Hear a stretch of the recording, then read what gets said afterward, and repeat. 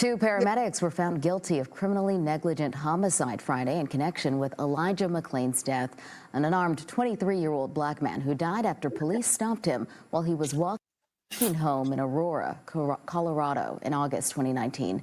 ABC's Derek Dennis has the latest. A jury found two Aurora, Colorado paramedics charged in connection with the 2019 death of 23-year-old Elijah Mcclain guilty on Friday of criminally negligent homicide. Peter Chikuniak and Jeremy Cooper were accused of administering an excessive amount of ketamine to sedate Mcclain after an encounter with police in August 2019. He was later declared brain dead and died days later. The paramedics were found not guilty of second-degree assault and crimes of violence. One of the paramedics, Chikuniak, was also found guilty of second-degree assault for unlawful administration of drugs, as he was the one who ordered the ketamine, and Cooper injected it into Mcclain, according to court records. Following the death of Mcclain, it sparked protests and led to police reforms in Colorado, including the scrutiny of when emergency workers can administer ketamine. Mcclain was stopped by Aurora police initially while walking home from a convenience store wearing a ski mask and carrying a plastic bag and his phone. Both paramedics had pleaded not guilty. The judge said the jury reached unanimous verdicts. Colorado Attorney General Phil Weiser said he was satisfied with the verdict and that more accountability was still needed, stating Elijah did nothing wrong that evening. His life mattered, and he should be here today. Accountability does not end with these trials. Earlier this year, a judge convicted one of the police officers on reckless manslaughter and criminally negligent homicide. Two other officers were acquitted. Derek Dennis, ABC News, New York. All right, peace and blessings, all praises to the Most High. There you may have heard of the story of Elijah Mcclain, who departed this earth on or about April the 31st, 2019. And his attackers, the people responsible for his demise, have just recently went to trial last year, and the paramedics that you just saw convicted have been already released. One of them just had their sentence vacated late last year. And I'm going to show you some more video about the officers who were also convicted, but were given cookie cutter sentences. And one officer even mentioned that he was depressed and can't sleep, in which he wanted his sentence commuted to from only 14 months to house arrest. That's all they gave for the demise of the young man. I'm also going to show you the community's reaction to the vacation of that sentence, but also the interview with the three cops and the two paramedics who were initially cleared of any wrongdoing because of a fraudulent and piss poor interview by the detective, which led them and coached them to say Elijah was dangerous, he was combative, and, they needed to sedate him. So I'm going to tell you a little bit about the incident, but let's look at this video about the police officers and their conviction and how he's trying to get his conviction vacated because he can't sleep. It's really hilarious. The former Aurora police officer convicted in the death of Elijah Mcclain is asking to change his sentence and be moved to home detention. Mcclain, a 23-year-old massage therapist, died after an encounter with police in 2019. He was unarmed and had not committed a crime. Ex-officer Randy Rodema was found guilty last fall of third-degree assault and criminally negligent homicide. He was sentenced to 14 months in jail on work release and then 4 years probation. Well, now Rodema says he is depressed in jail and having a hard time sleeping or eating. Denver 7's Colette Bordelon spoke to a community advocate and an attorney who both say those are standard side effects of time in jail. Stop. Elijah was simply being Elijah. Body-worn camera video from August 2019 in Aurora. He was murdered by officers that did not have a regard for who he was as a person. Led to 3 trials. 4 years later, Median Holmes sat through the majority of all the trials alongside Elijah Mcclain's mother. This is the divided states Shanine. That's what happens. That was right after one Aurora officer involved in her son's death, Jason Rosenblatt, was acquitted by the same jury that convicted Randy Rodema of criminally negligent homicide and third-degree assault in October. There was at least an acknowledgement that something was done to Elijah that required some sense of accountability. Rodema was sentenced to 14 months in jail on work release and 4 years of probation. When the sentencing came, it was a reminder of how hypocritical our systems are. Holmes could not believe a motion filed on May 29th by Rodema's defense attorneys. The document was obtained by our partners at the Denver Post and says Rodema wants the court to change his sentence from work release to house arrest. It's another stab, or it's another lash on the back of the Black community. Rodema's attorneys write that he suffers PTSD related to his time served in Iraq, and anxiety attacks have increased while in jail. They continue to say he's getting roughly 3 to 4 hours of sleep due to paranoia and depression, has lost 30 pounds because of stress, and is a target for physical attacks more so than the average inmate. I didn't necessarily see anything there that was unique to what folks every single day in our criminal justice system suffer from. Tyrone Glover is a civil rights attorney. We don't see a lot of people trying to reconsider from work release. In my experience, is folks who have been given very harsh prison sentences. Is it fairly unique or rare to see one of these motions granted by a judge? I think so. There's not really a drawback other than it not being granted to filing these. If this were an everyday citizen off the street, I would anticipate this would not be granted. Holmes sees hypocrisy in the motion. It has nothing to do with your environment while you're not sleeping. It has nothing to do with that jailhouse while you're not eating. That is in your soul. Rodema's defense attorneys did not respond to our request for comments. In Denver, Colette Bordelon, Denver 7. And there is a status review set for June 20th in Adams County. The Denver Post reports that the Colorado Attorney General's office objected to the motion in a filing today.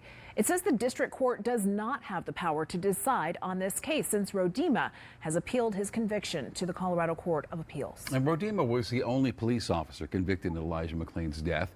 Now, former Aurora police officers Jason Rosenblatt and Nathan Woodyard were acquitted on all charges.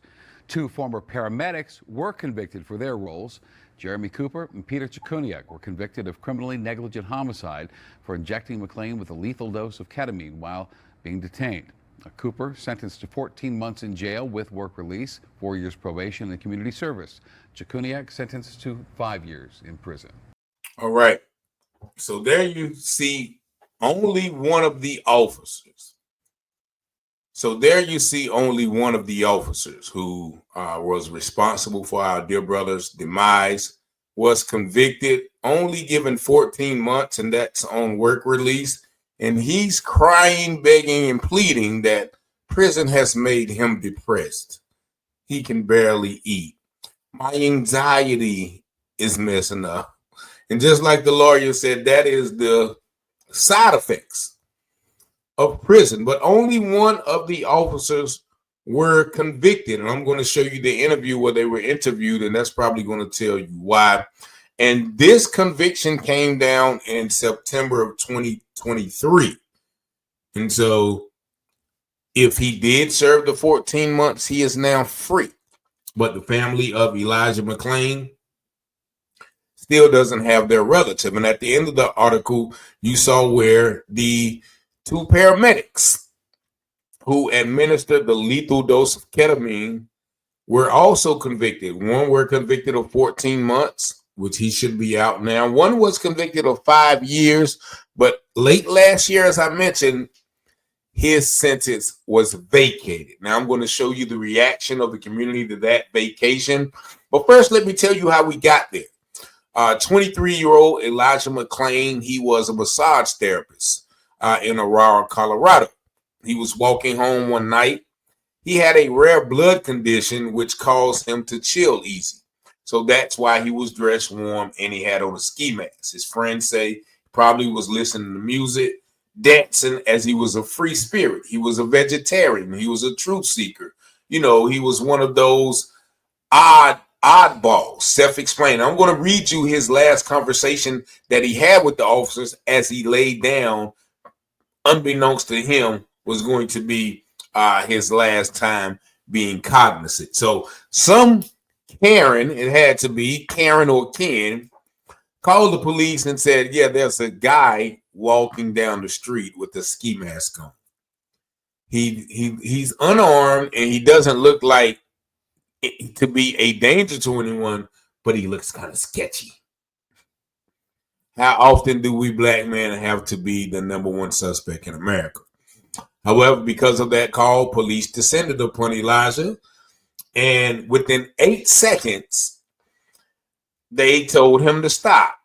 And of course, what did they say? He failed to comply. And then that is when they jumped on him. Now, Elijah, being who he is, like, hey, man, what's going on? You know, get off me. What are you doing? Now they claiming he's resisting. So, of course, they throw him on the ground. All conveniently, all 3 officers' body cameras got knocked off. But during the investigation, they were saying things like, you know, Elijah was grabbing for their gun, and, you know, there was no consensus on who gun he grabbed to the investigation. You know, they were saying all types of things like he had superhuman strength. You know, officer put him in a chokehold twice, in which finally, when they called the paramedics and they administered a lethal dose of ketamine. That's a sedative. They said they wanted to sedate him for being combative, for resisting. Now, as a result of that, he suffered cardiac arrest right there on the scene. 3 days later, he was brain dead, and 3 days later, his family removed him from the suffering that he was doing. And initially, like I said, I'm going to show you the interview on why these people were not prosecuted until, you know, last year, but they ruled it as, you know, rightful force, or as they always say, you know, this was well in the bounds of protocol and all of those things. But Elijah was no criminal. He had never been in trouble before. He was a vegan. You know, he didn't eat meat. You know, his friends describe him as one of those eccentric type characters. And you're going to hear from his last statement that I'm going to read how it fits him. But first, let's look at the most recent vacation of those 2, or one of those 2 paramedics who administered that lethal dose of ketamine. We do continue to follow the developing story as the prison sentence for the paramedic convicted in the death of Elijah Mcclain has been vacated. Peter Kuchuniak will now serve a 4-year probation period. Your reporter in Aurora, Michael Beta, has more on this, with reaction from those who say they're still fighting for justice for Elijah Mcclain. The NAACP says this is an outrage. Anger and hurt.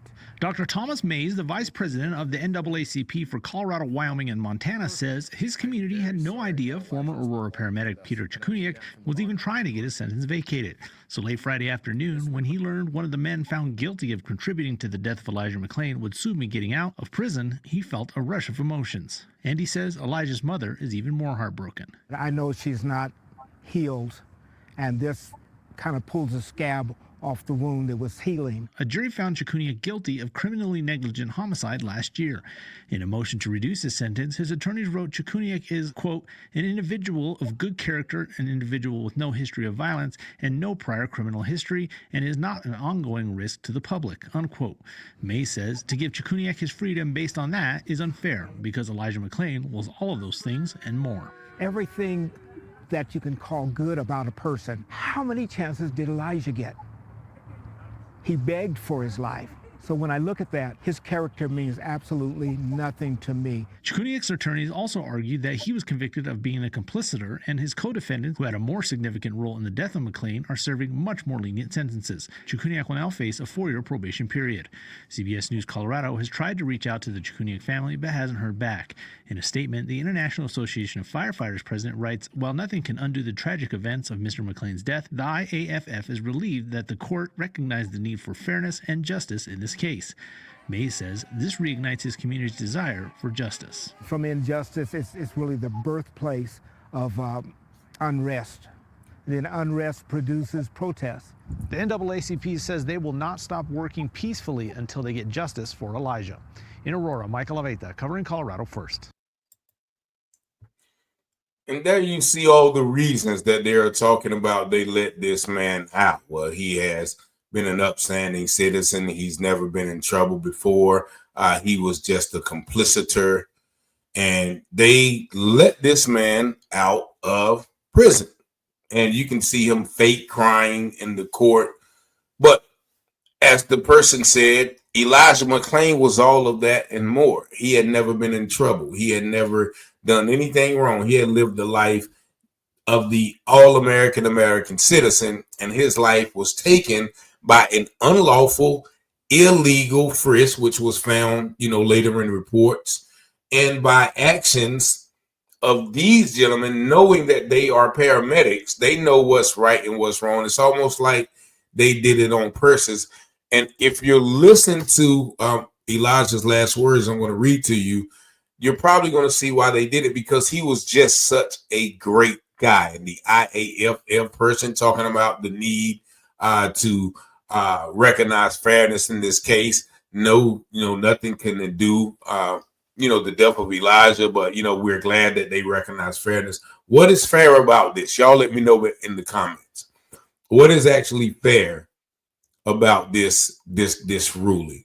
But this last video is going to take the cake, because this is a recorded interview of the 3 officers. 2 of them were acquitted, and the 2 paramedics, Chikuniak and the other guy, and how the officer just basically asked them questions to make sure that the investigation would show everything they did was right. Now, this is the sinister protocol of these evil, wicked beasts in this law system we call the criminal justice system in America. You're looking at the first few moments. You'll have a seat wherever you... The first few moments of a now infamous investigation. And your first name? Randy. These are the officers and medics who responded. It is 3:32 a.m. August 25th. Responded 911, what is the address of the emergency? To a 911 call. Hey, stop right there. Of a man wearing a mask. I remember thinking I can't see his hands. The man's name? Elijah Mcclain. Pouring sweat, was very hyper-aggressive, certainly not compliant with the officers, and seemed to have strength that was not normal strength. 3 officers, 2 fire paramedics, each interviewed by one Aurora detective who appeared less interested in what the responders saw and more interested in how they felt. Were you nervous? Yeah. Were you scared? A little bit, yeah. Okay. So was there fear within you? Yes, I was. Okay. Both for your own safety and... For my safety, the officers on scene, for the suspect's safety. Okay. Remember that exchange, says Jonathan Smith. You get little sense that they cared about knowing exactly what happened. Because that, he says, is a big reason why this investigation initially went nowhere. When you watch that video, it's sort of stark how much the officer was not trying to understand what actually happened. It was getting the officer to say the things that he needed him to say in order to justify that force was authorized under the law. Smith, a former head of special litigation for the U.S. Department of Justice, helped author this report. The city of Aurora commissioned it after the death of Mcclain in 2019. It concluded the questions asked during these interviews were neither probing nor thorough, adding, at times, questions appeared designed to elicit specific, exonerating, magic language. If they didn't precisely use the right words to justify the use of force, they were coached to do so by the investigator for major crime. How did that make you feel? I was in fear for my life. Where I thought that the officers on scene were in danger of receiving great bodily harm or being killed. Okay. How did it make you feel? I felt like I was in danger. Those answers, the so-called magic language, helped convince the local district attorney Dave Young to clear everyone involved less than 3 months after Mcclain's death. In this report, Young wrote, the evidence suggests responders exercised a degree of force they believed necessary to detain Mcclain and investigate into his possible criminal activity. That's probably what I would say. I mean, okay. At any time, did he stop actively resisting you? Honestly, no. I mean, even after we got him handcuffed, he was still fighting us. What they were doing is collecting just enough so that they could say that the officers had authority to use the force that they used and that the conduct was justified. Smith says, had Aurora Detective Matt Ingwe asked proper questions, he would have discovered officers grabbed Mcclain 8 seconds after asking him to stop, a stop that wasn't warranted in the first place because no officer had a specific reason to believe Mcclain had committed a crime. He became very combative very quickly, which made us had to escalate. He would have also discovered the injection of ketamine, an injection state prosecutors now believe led to Mcclain's death, came many minutes after little to no resistance from Mcclain. This is how you scuttle an investigation, says Smith, who has helped review the conduct of dozens of law enforcement agencies across the U.S. during the last decade. I think once the officers heard the initial story, they set about to try to gather the evidence so that they could write a report that said, there's nothing to see here, everything is fine. Everything is fine.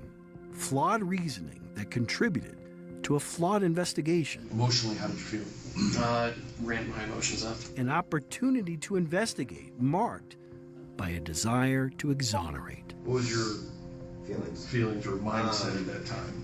I felt he's really trying to hurt me. Okay. If he's doing that, he's trying to kill me. Okay. Chris Vanderveen, 9 News. So there you see. It was all a plan from the get-go to let these officers and these paramedics off the hook. And 3 months later, after those interviews, they were let off the hook. But because of protest and diligence from the community, they opened up another investigation and they had a trial. 3 officers were indicted for criminally negligent homicide, which is like a basic cookie cutter lower charge, as you see by their sentences. One of those officers were convicted. That's Joey Madonna, or whatever his name is. He doesn't even deserve a mention of his name, but whoever he is, got 14 months, and even that 14 months, he's trying to wiggle and weasel his way out of that. Oh, now all of a sudden he has PTSD, anxiety, he can't eat. None of that was happening when he was assaulting our brother and putting him in a chokehold. And right now, that was September of 2023, and here it is, April 2025. He's out right now, living his best life. And the other officers didn't even see the inside of a jail. The paramedics, one of them was sentenced as well to 14 months. Around the same time, he's probably out. And the other one who was sentenced for 5 years weaseled his way out of that and had his sentence vacated. So, of course, that same DA that cleared him the first time was going to clear him the last time. So this is just another evil execution of our brother, young promising brother, who never got in trouble, who was walking home, shared a place with his cousin. Everybody loved him. And this is what he was reported to say, even to the officers, while they were choking him, falsely detaining him, and about to administer him with the lethal dose of illegal medicine. This is what he said that was captured on the body cam audio. I can't breathe. I have my ID right here. My name is Elijah Mcclain. That's my house. I was just going home. I'm an introvert. I'm just different. That's all. I'm so sorry. I have no gun. I don't do that stuff. I don't do any fighting. Why are you attacking me? I don't even kill flies. I don't eat meat. But I don't judge people. I don't judge people who do eat meat. Forgive me. All I was trying to do was become better. I will do it. I would do anything. Sacrifice my identity. I'll do it. You are phenomenal. You are beautiful, and I love you. Try to forgive me. I'm a mood Gemini. I'm sorry. I'm sorry. Oh, that really hurt. You are very strong. Teamwork makes the dream work. After vomiting, oh, I'm sorry. I wasn't trying to do that. I just can't breathe correctly. Those are the words of the young man. And I know little energetic people like that. And that's why they keep talking, he had superhuman strength. I know people that ramble off like that. And those are the people that you want on your team. Like, they're going to be totally honest. I can hear him saying all that just like the way, I almost read it.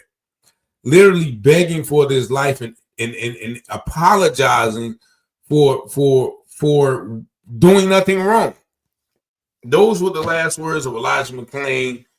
3 days later, he was in a coma. 3 days later, his family elected to pull the plug. So this is another tragic incident that doesn't happen to anybody but Black people. Show me the story where this. Show me the white equivalent of Elijah Mcclain, and show me the Black equivalent of those officers and those paramedics getting off scot-free like that. Everyone is free today. That happened in 2019. They didn't even begin the litigation and adjudication until 2023. So I just had to, relay. I hadn't heard of Elijah McClain before someone said this to me. And so this is another instance where we have to question, the media coverage of this situation. But y'all let me know what y'all think about our dear brother Elijah Mcclain. Rest in power, young brother. Prayers and thoughts goes out to the family. As always, 919-587-7782. Peace and blessings.